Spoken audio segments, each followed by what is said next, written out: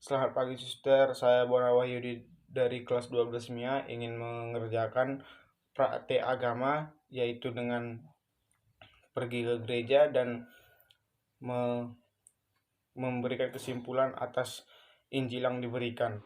Saudara-saudari yang terkasih dalam Kristus, selamat pagi semuanya. Saya akan mengawali renungan pada pagi hari ini dengan sebuah pengalaman konkret. Ketika saya sebagai pastor paroki katedral, ketua pelaksana Dewan Paroki seorang Ibu Katrina Setiawan. Dalam kerjasama saya tahu sikap dan perilakunya ia punya. Setiap kali di SMS untuk tugas-tugas yang berhubungan dengan tugas di paroki, ia segera menjawab. Tapi pada suatu kesempatan dalam perjalanan kami sebagai pengurus Dewan Paroki, saya SMS terkadang sampai 3-4 hari ia tidak menjawab. Dan itu berlangsung hampir 2 bulan. Dan saya mulai berpikir, apakah ibu ini tersinggung atas perkataan atau sikap saya, sehingga ia merespons dengan cara yang tidak biasa. Saya berpikir kesalahan ada pada saya. Namun setelah 2,5 bulan ia muncul dan ia menyampaikan ia sudah sulit untuk SMS karena kami yang gemetar dengan ada gejala kanker hati. Nah, saudara-saudari yang terkasih, perubahan sikap ibu ini dikarenakan ada persoalan kesehatan yang ia alami, sehingga sikap dia menjadi berubah tidak seperti biasa. Pada hari ini kita melihat ada satu sikap yang tidak biasa dengan Tuhan kita Yesus Kristus. Di dalam kisah Tuhan kita Yesus Kristus sebelumnya, Tuhan kita Yesus Kristus sangat mudah untuk dijumpai. Bahkan ia berinisiatif untuk menjumpai orang, apalagi orang yang ingin bertanya sesuatu atau orang yang membutuhkan kesembuhan atas penyakit-penyakitnya.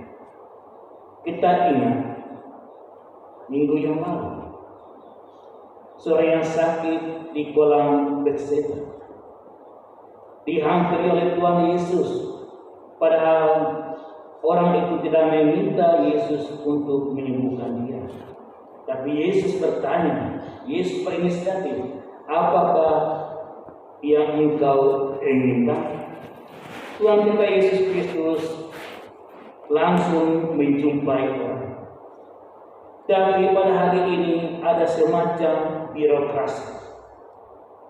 Beberapa orang Yunani datang ke Yerusalem ingin berjumpa dengan Tuhan Yesus, tapi seakan-akan ada blok, sehingga mereka harus menjumpai Filipus. Filipus menyampaikan lagi kepada 2 rasul, saudara Andreas. Jadi ada 2 meja yang harus dilewati untuk menjumpai Tuhan Yesus.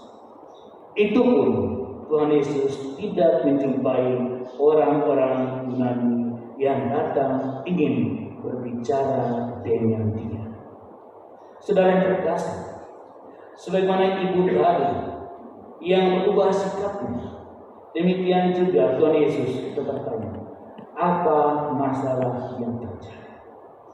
Sehingga Tuhan Yesus tidak mau lagi dijumpai. Bacaan Injil pada hari ini selanjutnya menjelaskan, ternyata ada sebuah persoalan, ada konflik di dalam diri Tuhan Yesus. Dan itu diungkapkan oleh surat Ibrani yang pada hari ini mengatakan, ia berdoa di dalam tangisan dan air mata untuk menunjukkan sisi manusiawi Yesus. Kita percaya Yesus 100% Allah, Yesus 100% manusia. Namun ketika menghadapi penderitaan, sisi manusiawinya lebih kuat mempengaruhi keputusan dia. Dia berdoa dalam tangisan dan air mata, satu ungkapan penderitaan sebagai manusia ketika ia tahu ia akan meninggalkan dunia ini menurut rencana Bapa. Inilah situasi konflik antara ketaatan kepada Bapa sebagai putra Allah dan situasi manusia kelemahan yang akan mengalami rasa sakit dan mengalami kematian karena dagingnya akan darah, dagingnya akan disekam, dan dia akan meninggalkan kehidupan fana ini. Saudara yang terkasih, di dalam masa prapaskah yang kelima ini, kita melihat kembali figur Tuhan kita Yesus Kristus yang menderita untuk menggenapi rencana Tuhan, suatu perjanjian yang baru yang disampaikan oleh Yeremia. Perjanjian di mana Tuhan meletakkan hati kita hukum, cinta kasih, dan hukum pengampunan. Yang saya bacakan adalah Injil suci. Tetapi dalam hati kita ada Injil, ada berita gembira, yaitu cinta kasih dan pengampunan, yang apabila itu digunakan akan mengembirakan orang di sekitar kita. Tuhan mengatakan, aku akan meletakkan hukumku di dalam hatimu. Temukan dalam hatimu cinta kasih dan pengampunan.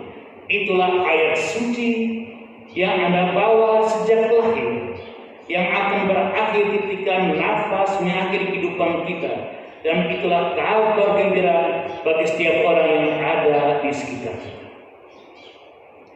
Apabila perjanjian Allah ini dihidupkan dengan menghidupkan cinta kasih, dengan memberikan pengampunan, saya percaya itulah kabar gembira. Saudara yang terkasih, Tuhan kita Yesus Kristus di dalam situasi derita menghadapi maut, ia mengatakan, namun aku telah melihat dan menunjukkan kepadamu, justru di dalam penderitaan inilah aku dimuliakan untuk menyelamatkan kamu dan mengalahkan kejahatan. Penguasa